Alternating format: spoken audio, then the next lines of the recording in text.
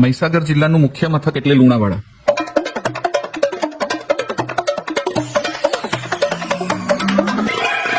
નાગરવાડની આ એકદમ સાંકડી ગલીઓમાં અમે નાગરવાડ સુધી તો પહોંચી ગયા લુણાવાડામાં, પણ અહીં આગળ મારી નજર સ્થિર થઈ ગઈ. બસ આ જે સ્થાપત્યનો નમૂનો છે આ એક જૂના નગરોની આ ઓળખ હતી. કદાચ બદલાતા સમયમાં હવે ભૂલાઈ રહી છે. સાંકડી ગલીઓ, આડોશી પાડોશીની હૂંફ અને ઘરની અંદર તમામ પ્રકારની સગવડો, હવા ઉજાસ મળી રહેવા સરસ મકાનો. બધા અહીં 2-4 ઘર નાગરના છે. હું પોતે નાગર જ છું. નરસિંહ મહેતાએ લખેલું છે કે નાગરવાડાની ઓળખાણ આ હોય કે તમારે ઓળખો હોય તો અહીં બધાના ઘરમાં હિંચકા હોય, બધા ભણેલા ગણેલા હોય. તમે આ જો હેરિટેજ એક પછી એક નાગરવાડની અંદર આવા ભવ્ય મકાનો અમે જોયા ને, અમે દંગ રહી ગયા. લુણાવાડા અમે કલ્પના નહોતી કરી કે અહીં આગળ આવીને અમને આ જોવા મળશે. અતિ ભવ્ય હવેલીઓ આપણા મગજની અંદર બેસે નહીં કે આટલા વર્ષો પહેલા અહીં આગળ આટલું સરસ કામ થયેલું છે. ખરેખર નાગર બ્રાહ્મણો અને એમની સમૃદ્ધિ આ મકાનો ઉપરથી ઉડીને આંખે વળગે એવી છે.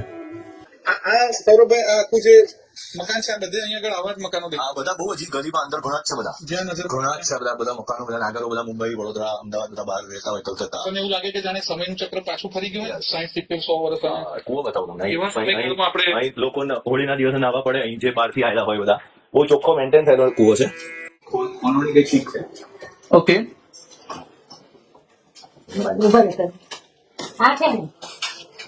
ચેંચો કે એવું કઈક છે. ઓકે.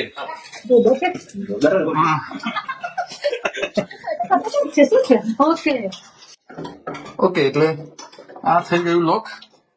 હવે એને ખોલવા માટે ખુલી ગયું. ઓકે. લુણાવાડાના નાગરવાડમાં ફરતા ફરતા મને પેલું યાદ આવી ગયું. મેં સમય હું. સમય કોઈના માટે અટકતો નથી. અહીંના ભલભલા સમૃદ્ધ મકાનો અત્યારે જમીન દોસ્ત થઈ રહ્યા છે. સમય કોઈની શરમ નથી રાખતો અને આપણા જીવનમાં જૂનું જઈ રહ્યું છે અને નવું પ્રવેશ લઈ રહ્યું છે અને આપણને ખબર પણ નથી પડતી.